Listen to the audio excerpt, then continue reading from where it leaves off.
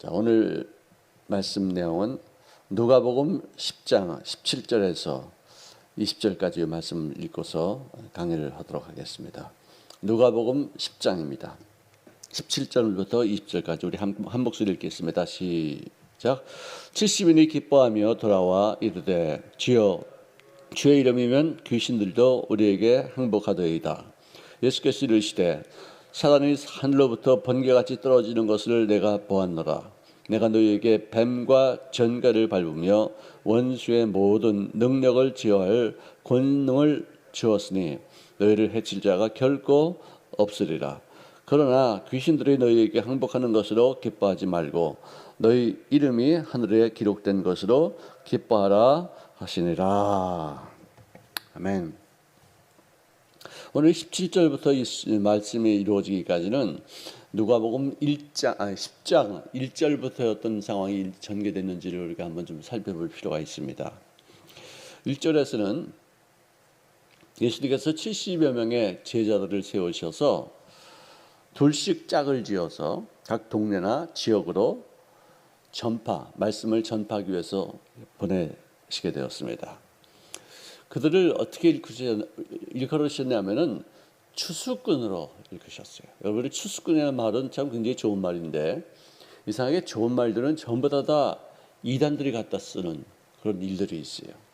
신천지에서는 이 추수꾼을 통해서 각 교회에 있는 성도들을 빼앗다가 자기 교인들로 만들어가는 그 작전에 아주 정말 치밀하게 너무 무서울 정도로 그 일을 하고 있어요.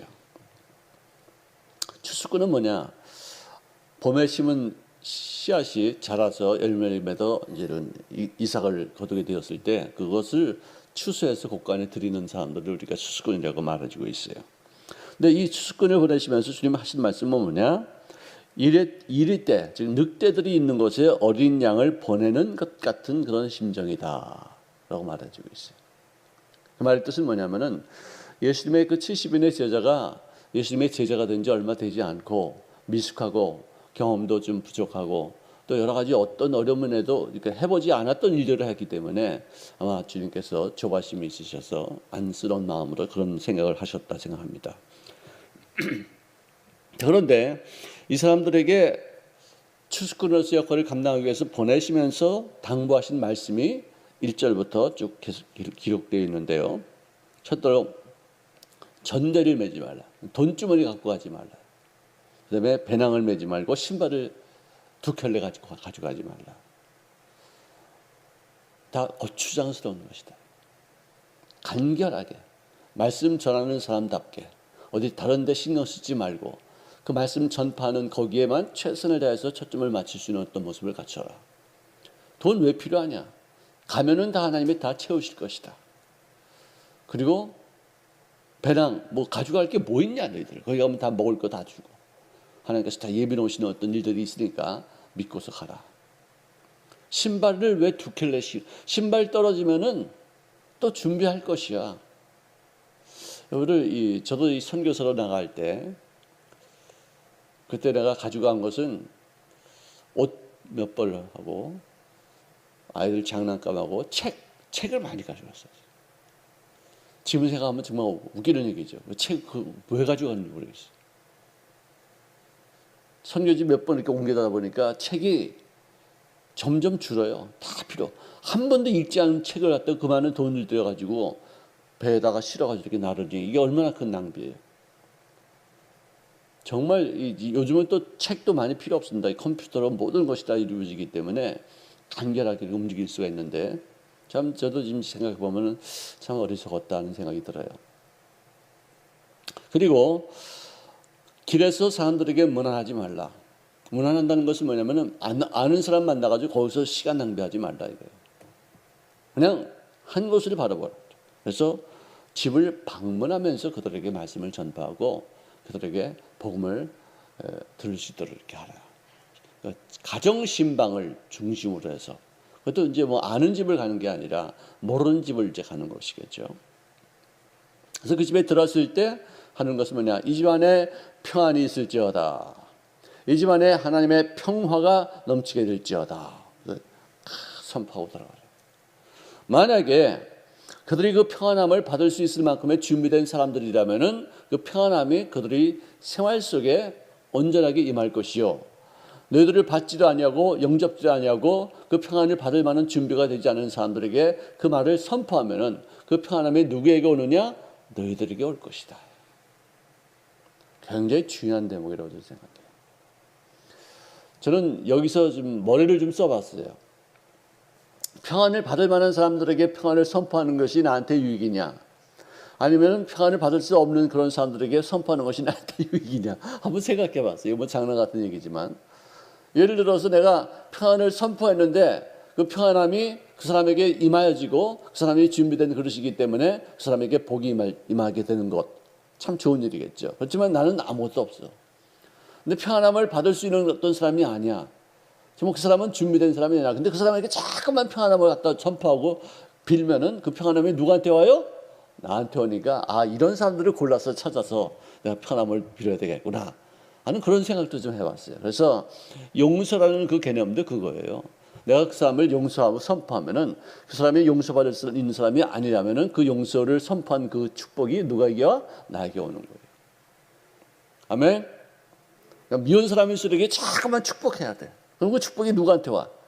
나한테 오는 거예요. 머리를 쓰시라고. 나에게 상처 준 사람 미워하지 마세요. 그러면 축복 나한테 아무것도 안 해요. 나에게 상처 준 사람, 나쁜 사람, 진짜 내가 보기에도 억울하게 나에게 이렇게 여러 가지 어려운 일들을 행하게 한 사람들을 축복하는 거예요. 축복하는 거예요. 그럼 그 축복이 누구한테 와요? 누구한테 와요? 나한테 와요. 그렇게 하는 거예요. 참 역설적인 어떤 의미들이 참 많이 있어요. 자, 그 다음에 그 집에 머물고 그 다음에 거기서 주는 것을 먹어라. 어떤 음식으로 공개하면 그만큼 네가 애쓴 거에 대한 싹스를 이렇게 베푸시는 것이다 라고까지 생각해라. 아니 어떤 사람이 그간에 어떤 무보수로 일하는 사람이 어디 있느냐. 항상 다 싹스를 받는 것이 아니냐. 너희들에게 어떤 음식을 베풀어 주면은 네가 애쓰고 수고한 것에 대한 어떤 보응으로 이렇게 여기고 맛있게 잘 먹어라. 그리고 이리저리 옮겨 다니지 말고 누추하지 않냐, 구차하지 않냐. 그냥 꾸준히 진득하게 그 집안에서 말씀을 전파하고 어떤 때가 임하기까지 계속해서 머물러라. 그래서는 거기서 해야 될 것이 뭐냐? 복음을 전파하면서 병자들을 고쳐라. 병자들을 고쳐라. 환자들이 있으면 그걸 위해서 기도하라. 죄 용서함을 선포함으로 주님께서 치료하시는 어떤 능력이 나타나시도록 그들에게 은혜를 베풀어라. 그리고 너희들이 외쳐야 될 그 복음의 내용 중에 하나가 뭐냐? 천국이 가까웠느니라. 할렐루야. 여기를 천국은요, 죽어서 가는 것도 천국이에요. 그 천국이 멀리 있지 않아요. 제가 장례식을 많이 치러봤잖아요. 별의별 사람들이 다 가더라고요. 별 상황, 나이에 상관없이 가더라고요, 다. 어느 순간에 그 사람이 그때 그렇게 가게 될지는 모르는 거예요, 이게. 항상 가까이 있는 거예요. 그리고 그 천국은 죽어서만 가는 것이 아니라 하나님의 왕이 되셔서 내 마음의 나라를 다스리시면은 이 나라가 천국이 된다는 거예요. 할렐루야. 예수님이 제일 먼저 하신 말씀이 뭐냐? 회개하라. 천국이 가까웠느니라. 내 마음의 주인을 바꿔라. 그동안에는 네 자신이 네 마음의 주인 되었지. 마귀가 네 마음의 주인으로 이렇게 끊임없이 너를 미혹했지. 세상의 모든 풍토가, 세상의 모든 어떤 법칙이 내 마음을 다스리고 있었지. 바꿔! 이제부터는 네 마음의 주인이 나다. 내 하나님이 네 마음의 주인 되면은 내가 다스리는 나라가 뭐냐? 천국이다. 참 굉장히 귀한 말씀이에요. 자, 만약에 너희를 영접하면은 그것은 나를 영접하는 것이요.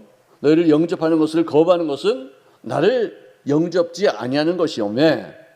영접지 않을 때는 잠깐만 구차하게 들어가서 또 변명하고 설득하고 이렇게 하지 말고 탁 거리로 나와서 네 발에 묻은 먼지도 탁탁탁 털어라. 거기서는 다시 외치라. 천국이 가까웠다. 소돔과 고모라가 너희들보다는 나을 것이다. 예수님을 영접지 않은 인생들을 향하신 하나님의 놀라운 그 심판이 너무 무서울 것이다. 그거 외쳐라.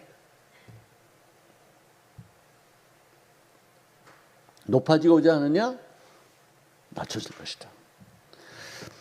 이사야서 14장 13절에 보니까 너 아침의 아들 계명성이여 어찌 그리 하늘에서 떨어졌으며 너 열국을 엎은 자여 어찌 그리 땅에 찍혔는고. 내가 내 마음에 이르기를 내가 하늘에 올라 하늘에 하나님의 뭇별 위에 내 자리를 높이리라. 내가 북극 지폐의 산 위에 앉으리라. 가장 높은 구름에 올라가 지극히 높은 자와 같아지리라. 그래서 계속해서 높아질 것을 말했지만 너는 이제 곧 수월 곧 구덩이 맨 밑으로 떨어짐을 당하리라. 이 사탄을 상징하는 루시퍼에 대해서 하는 말이에요. 그렇죠? 높아지고자 하는 자 낮아질 것이요 자기를 낮추는 자가 높아질 것이요 네가 으뜸되고자 하느냐 낮춰서 남을 섬기라. 역설이에요. 정말 놀라운 역설이에요.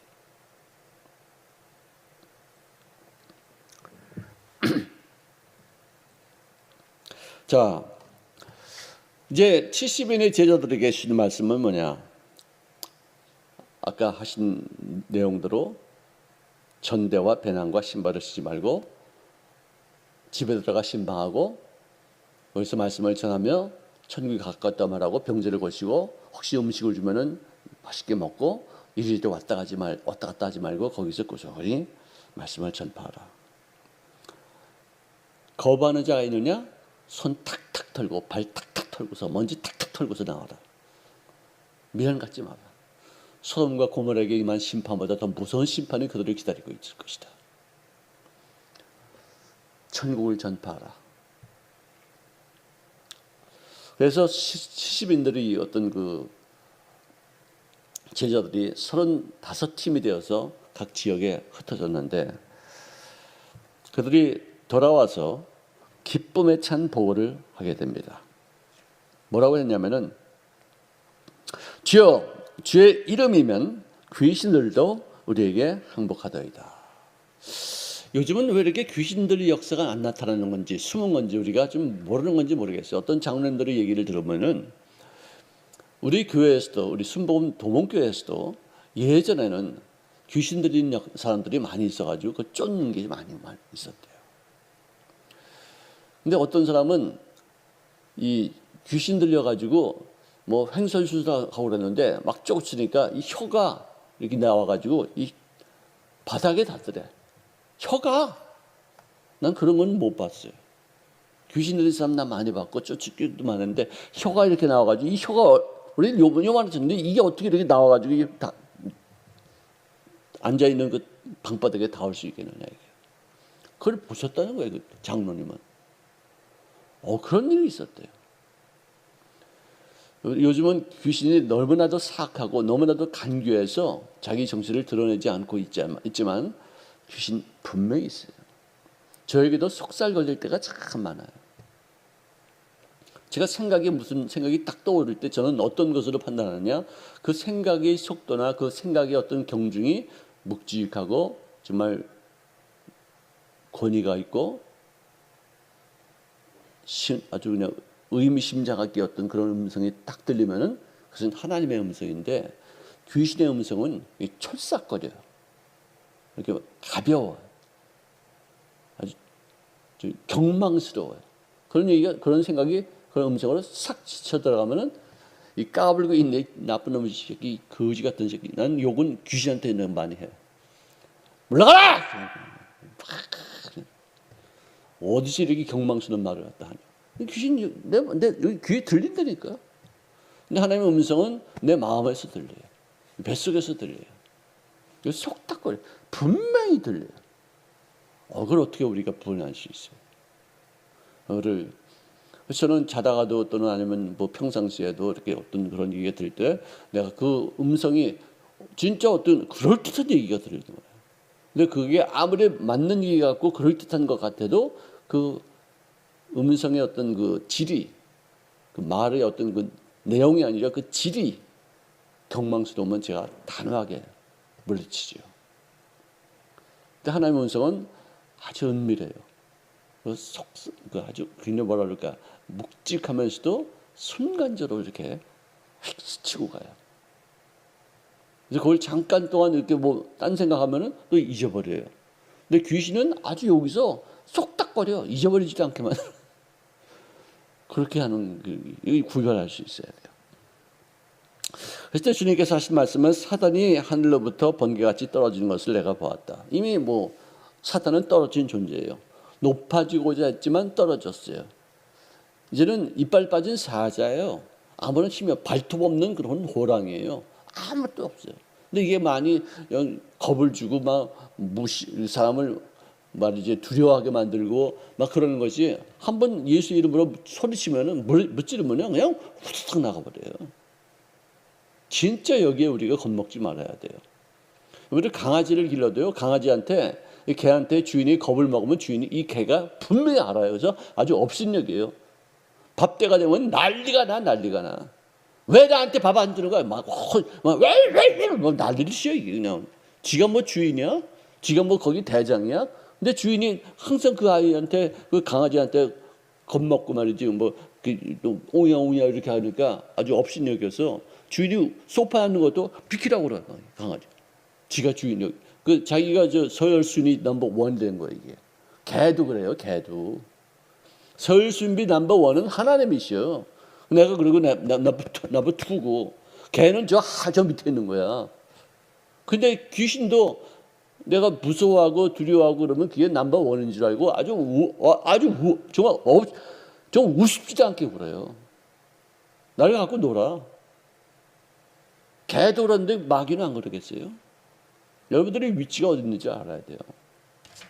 이미 사탄은 떨어진 놈이에요. 짓밟아도 되는 거예요. 그놈이 아무리 큰 소리 치고 아무리 뭐 협박하고 그래도 아무런 힘도 없어요. 예수의 이름 앞에 우리가 능히 이길 수 있어요. 자, 주님께서 하신 말씀이 이것입니다. 너희에게 뱀과 전갈을 밟으며, 이것은 뭐냐? 마귀, 악한 자들을 밟는다는 뜻이에요.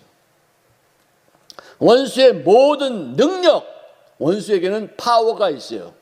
나를 이길 수 있는 어떤 힘이 있어요. 그렇지만 그를 조종할 수 있는 권세가 누구에게 있느냐? 우리에게 주어졌어요. 여러분들, 탱크는 파괴력이 있어요. 그렇지만 그것을 움직이는 사람들에 의해서 움직이는 거예요. 탱크는 자기 혼자 못 움직여요. 사람에 의해서 움직여져요. 마찬가지로 마귀도 파괴력이 있어요. 그렇지만 내가 그 파괴력을 무서워하고 힘들어하고 주저앉으면 그 파괴력이 나에게 임하지만, 내가 그 파괴력을 올바른 데 사용하면은 마귀는 꼼짝 못해요. 권위가 있어요. 여러분, 소위가 더 권위가 있어요? 병장이 더 권위가 있어요? 계급적으로는 소위가 훨씬 더 권위가 있는데, 병장이 경력이 있고 경험이 있다고 해서 소위를 업신여기는 그런 그 행위가 군대에 있을 수 있어요. 그러면은 그거는 엄벌의 처음 받아요. 소위도 왜 자기 어떤 그 계급장의 위치를 제대로 확보하지 못했던 것에 대해서 책망들어요. 우리는 연약하지만 힘이 마귀보다는 내가 적어요. 하지만 나에게 권세가 있다는 것. Authority over power. 이 파워는 힘이에요. 이게 뭐 움직일 수 있는 힘이에요, 이게. 그렇지만 권세는 이 움직이게 할 수 있는 어떤 그 힘을 조절할 수 있는 능력이에요. 그러므로 여러분들, 그 권세를 활용하여서 마귀에게 끌려다니지 말고, 속임당하지 말고, 정말 업신여김을 받지 않는 당당하고 권위 있는 인생을 살 수 있기를 제 이름으로 축원합니다. 기도하겠습니다. 사랑하시는 주님, 고맙습니다. 우리들의 모든 권위를 잊어버리고 마귀에게 질질 끌려다녔던 우리들의 과거의 모습을 상기하며 다시는 이런 귀신에게 속지 않는 죄를 되어지게 도와주옵시고, 우리에게 이미 주어진 그 권세를 활용해서 마귀의 진을 회파하며 마귀를 항복시키며 짓밟으며 그들이 우리의 생활에 좀 더 관여하지 못할 수 있도록 아버지 저들의 삶을 주장하시옵기를 원합니다. 주님 이 사실 하나만큼은 평생 잊지 아니하고 능히 이기는 자의 삶을 누리시도록 복을 더하여 주시옵소서. 예수님의 이름으로 축복하며 기도합니다. 아멘.